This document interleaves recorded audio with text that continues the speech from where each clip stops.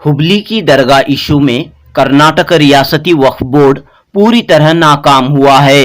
वक्फ board के chairman मौलाना Shafi'i सादी फौरी तौर पर इस्तीफा दें। बेंगलुरु में रोजनामा पासबान के एडिटर उबैदुल्ला शरीफ का पुरजोर मुतालिबा। अखलाकन वक्फ बोर्ड के चेयरमैन और मेंबरान को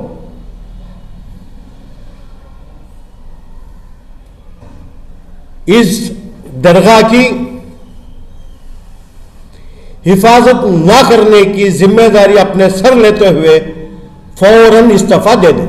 26 दिसंबर 2022 बरोज पीर रोजनामा पासबान के एडिटर उबैदुल्ला शरीफ ने कर्नाटक रियासती वक्फ बोर्ड के खिलाफ सख्त नाराजगी और बरहमी का इजहार किया। उबैदुल्ला शरीफ ने मीडिया से खिताब करते हुए कहा कि हुबली की दरगाह हजरत सैयद मोहम्मद शाह कादरी रहमतुल्लाह अलैह को मुनहदिम किए जाने पर न सिर्फ रियासत के मुसलमान बल्कि हिंदू भाई भी अफसोस और तशवीश का इजहार कर रहे हैं। उबैदुल्ला शरीफ ने कहा कि एक जानिब इस दरगाह को मुनहदिम करके मुंतकिल किया गया है तो दूसरी तरफ मज़ार शरीफ का मौजिज़ा भी सामने आया है। उबैदुल्ला शरीफ ने कहा कि इस पूरे मामले में की गई कानूनी कार्रवाई में कर्नाटक रियासती वक्फ बोर्ड ने सही तरीके से नुमाइंदगी नहीं की है। वक्फ बोर्ड की जानिब से कई कोताहियां गलतियां हुई हैं, लिहाजा कर्नाटक रियासती वक्फ बोर्ड के चेयरमैन मौलाना शाफई सादी को फौरी तौर पर अपने ओहदे से इस्तीफा देना चाहिए। उबैदुल्ला शरीफ ने इस पूरे मामले के आगाज से लेकर मौजूदा सूरत हाल की तफसीलात फराहम करते हुए कहा कि वक्फ बोर्ड ने इस केस में मवस्सर तरीके से पैरवी नहीं की है। आज की इस प्रेस कॉन्फ्रेंस में मैं आप तमाम सहाफ़ियों का खैर मकदम करता हूँ। आप सबका शुक्रिया कि आपने हमारे दावतनामे पर यहाँ आने की ज़हमत फरमाई। आज की ये प्रेस कॉन्फ्रेंस हुबली की दरगाह हज़रत सैयद महमूद शाह कादरी रहमतुल्लाह अलैह की दरगाह का जो मस्जिद और दरगाह दोनों जिसे शहीद किया गया इस ताल्लुक़ से है। ये दरगाह तकरीबन 280 साल क़दीम है।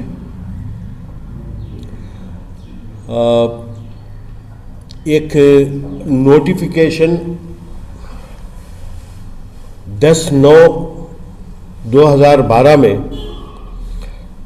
सर्वे नंबर 260 को कर्नाटका हाईवे एक्ट 1964 के तहत रोड की तोसी के लिए एक्वायर करने का नोटिफिकेशन जारी किया गया। उसके फौरन बाद दरगाह की मैनेजिंग कमेटी, हुबली की अंजुमन और शहरियान हुबली मुसलसल इस नोटिफिकेशन के ख़िलाफ़ अपनी अर्ज़ियाँ देते रहे हुकूमत को और अफसरान को भी, और इसकी इत्तला 2012 से जो है वक्फ बोर्ड को भी देते रहे वो लोग। उस वक्त जब ये मामला पेश आया तो उस वक्त के जो वज़ीर आला सिद्धरामैया साहब ने इस जगह का मुआयना किया और उन्होंने ये हिदायत दी कि उस रोड पे जहाँ रोड को हुबली और धारवाड़ के हाईवे को जो तोसी करना है, दरगाह के सामने जो जगह खाली है उस तरफ जो है रोड को तोसी कर ले और इसके बीच दरगाह, जो भी मंदिरें और मठ आ रहे हैं उनको ना गिराया जाए। और उन्होंने ये भी कहा कि अगर नहीं हो सकता है तो इसके ऊपर फ्लाईओवर बनाया जाए, जिसके लिए मैं ग्रांट्स दूंगा।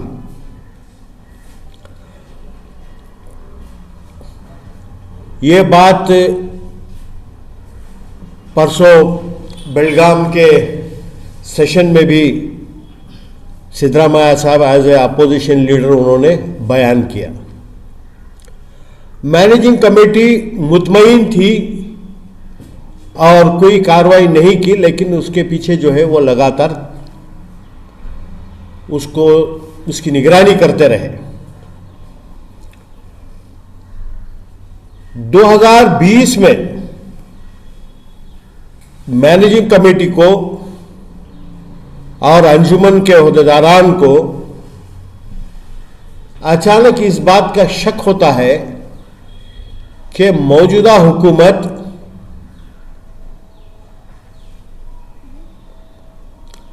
अड़ गई है रोड के तोसी के नाम पर, जो है दरगाह को ढाने के लिए, दरगाह और मस्जिद को।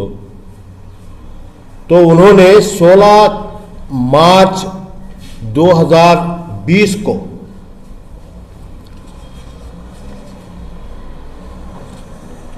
हाई कोर्ट धारवाड़ बेंच में एक रिट पिटीशन फाइल किया।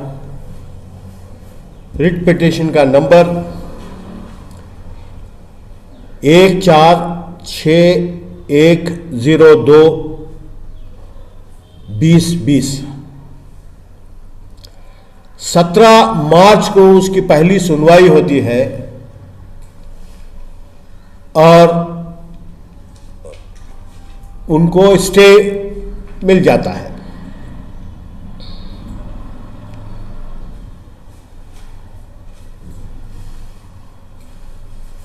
बाद में तकरीबन इस दौरान 2020 से जिस दिन तक ये जजमेंट आया 16/12/2022 को, तब तक पूरे 6 जजों ने इस केस को सुना है।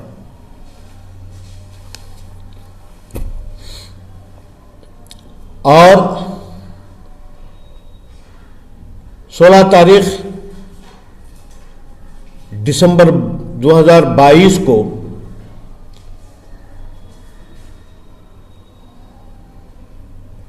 Honourable justice NS Sanjay Gowda ने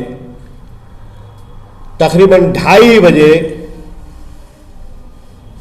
इस मुकदमे का जजमेंट दे दिया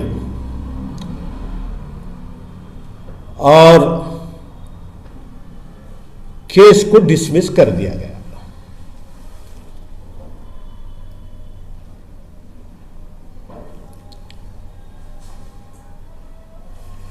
बिल्कुल 16 तारीख के बाद जो है दोबारा मैनेजिंग कमेटी और शहरियाने हुबली हरकत में आए और वो चाहते थे कि कोर्ट जाए, क्योंकि ये एक सिंगल बेंच का ऑर्डर था, तो वो अपील जाने की कोशिश कर रहे थे। अचानक 21 तारीख की सवेरे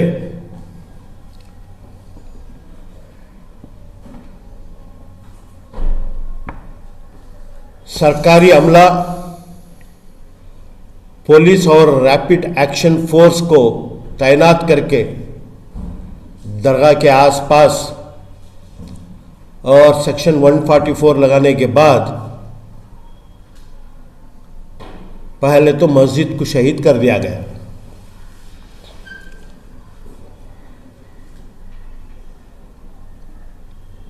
जब दरगाह के मैनेजिंग कमेटी, अंजुमन हुबली और जनाब एंटिसगिरी साहब, साबिक वज़ीर, इन सब की मुदाखलत के बाद हुकूमत के अफसरान को ये कहा कि दरगाह को ना छेड़ा जाए और अगर दरगाह को, उस मज़ार शरीफ को हम खुद शिफ्ट करेंगे।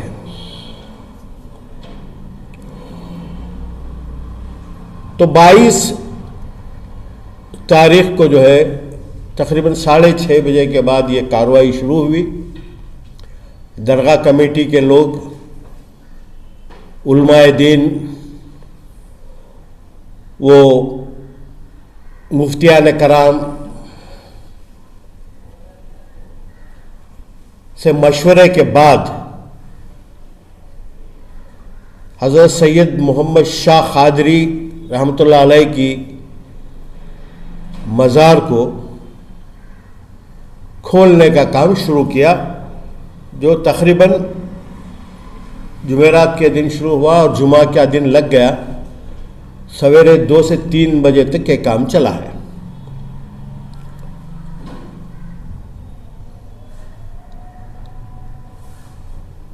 पहले ही एक उसी इलाके में जो जगह बाकी थी जहां इनके 2 मुरीदीन तदफीन है, उसके करीब में जो है एक जगह नई खबर बनाई गई और पुरानी खबर को खोला गया। मैंने एक वीडियो में देखा कि एक सुराख बना है जिसमें उस वली अल्लाह के ऊपर जो कफन डाला हुआ था, सफ़ेद कफन, बाकायदा से नज़र आ रहा है। फौरन उसको निकाला गया उनके जिस्म मुबारक को और हरे चादर में लपेट कर जो है दूसरी जगह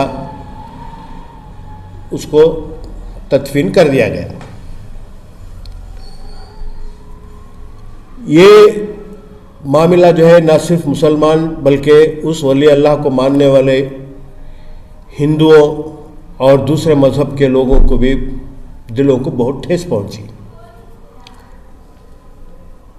क्योंकि इस दरगाह में जो है बहुत बड़ी तादाद में गैर मुसलमान भी आया करते थे। मामला इतने में ख़त्म नहीं हुआ। जजमेंट में जो हक़ाइक़ सामने आए हैं और ये वाक़या होने के बाद मैंने एक वीडियो देखा जिसमें कर्नाटका स्टेट बोर्ड ऑफ वक्फ के मौजूदा चेयरमैन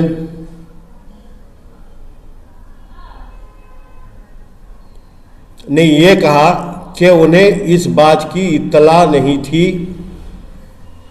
मैनेजिंग कमेटी और अंजुमन के लोगों ने उनसे कोई राबिता कायम नहीं किया। मैं समझता हूं या तो उनकी लाइल्मी है या यह एक गैर जिम्मेदाराना बयान है। वक्फ बोर्ड इस केस में सितंबर में ही इम्प्लीडिंग एप्लीकेशन डाल के अपने वकील मोहम्मद अली को रखा था और जिस वक्त यह जजमेंट का ऐलान हुआ कोर्ट में वक्फ बोर्ड के वकील मोहम्मद अली भी मौजूद थे।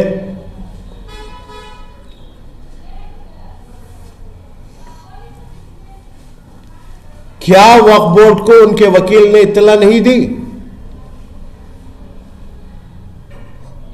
वक्फ बोर्ड जिसका बहुत बड़ा अमला है और हुबली में जो है उनका डिस्ट्रिक्ट ऑफिसर भी रहता है, क्या उसने इनको इतला नहीं दी? ये इंतजार में थे कि मैनेजिंग कमेटी और अंजुमन के लोग इनको इतला दें। ये बिल्कुल गलत है। कोर्ट के जजमेंट में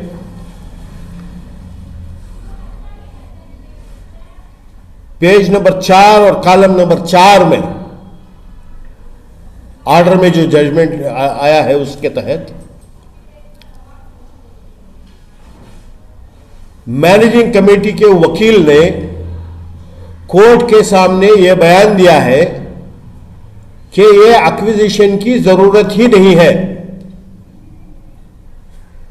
क्योंकि इनको रोड अगर तोसी करना है तो रूबरू जो है काफी जगह मौजूद है, वहां तोसी कर सकते हैं। अगर ऐसा करते हैं तो इस रोड पे कई मोतबर इन्फ्लुएंशियल लोगों की जगहें हैं जिसको बचाने के लिए दरगाह की जगह अक्वायर कर रही है। ये कोर्ट में लिखा गया है, जजमेंट में लिखा है।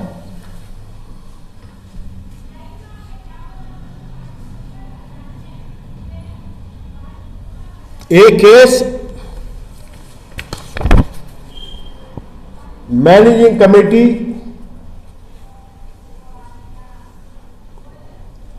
हजरत सैयद मोहम्मद शाह कादरी दरगाह सुन्नी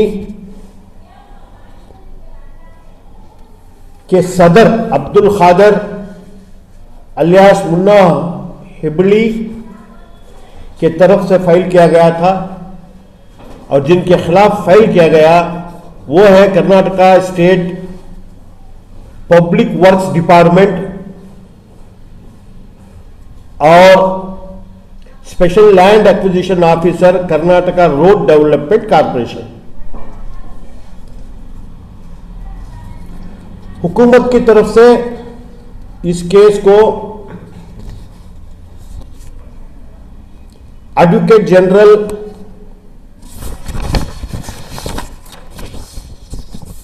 अपेयर हो रहे थे जिनका नाम प्रभु लिंग नवाडगी है, जो किसी जमाने में वक्फ बोर्ड के वकील भी हुआ करते हैं।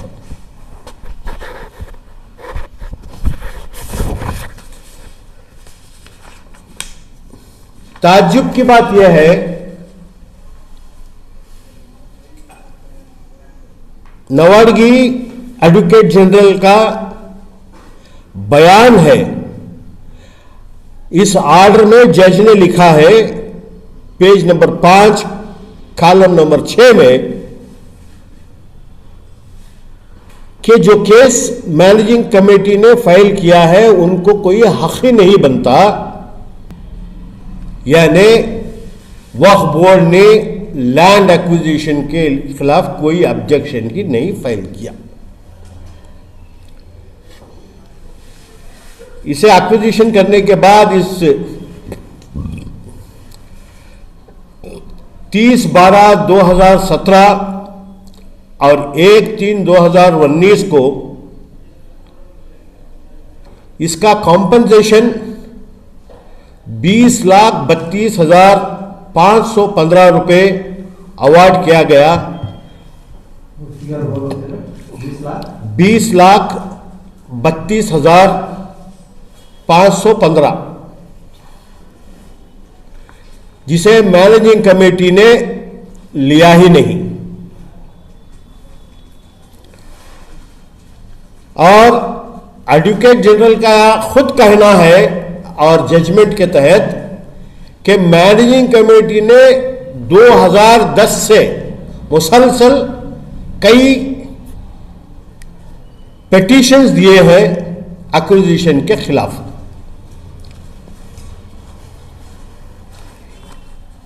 पेज नंबर 15 और कॉलम नंबर 28 में जजमेंट के ये लिखा गया है कि yet another factor that goes against the petitioner in this petition is that the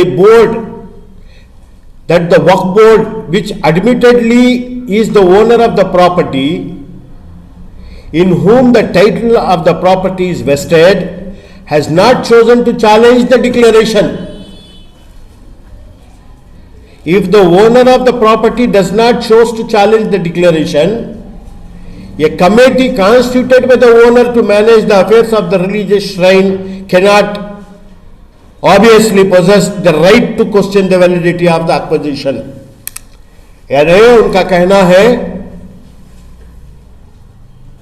कि जब एक्विजिशन को वक्फ बोर्ड ने चैलेंज ही नहीं किया है तो वक्फ बोर्ड से अपॉइंट की गई कमेटी को कोई हक ही नहीं बनता है। तो मेरा यह सवाल है कि वक्फ बोर्ड ने जिनको इत्तला थी और उनका वकील कोर्ट में मौजूद है, तो वक्फ बोर्ड ने इस एक्विजिशन को क्यों चैलेंज नहीं किया और क्यों ऑब्जेक्शंस फाइल नहीं की?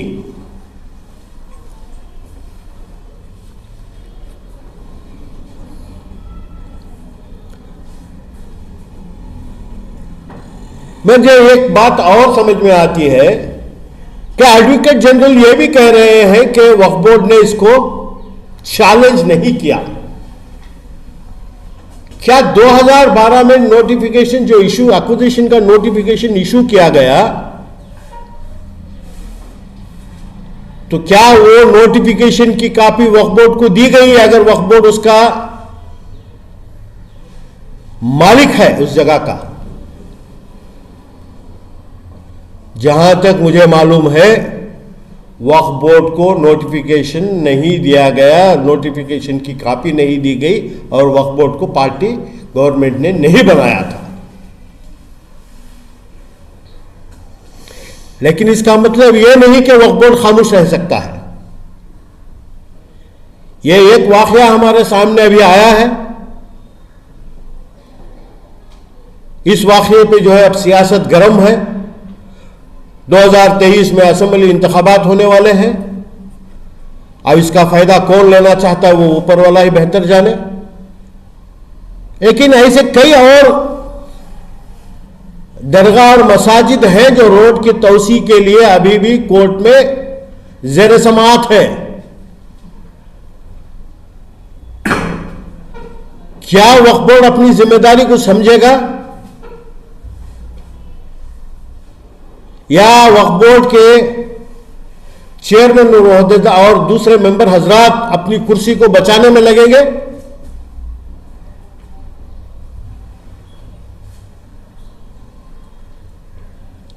मैं समझता हूं अखलाकन वक्फ बोर्ड के चेयरमैन और मेंबरान को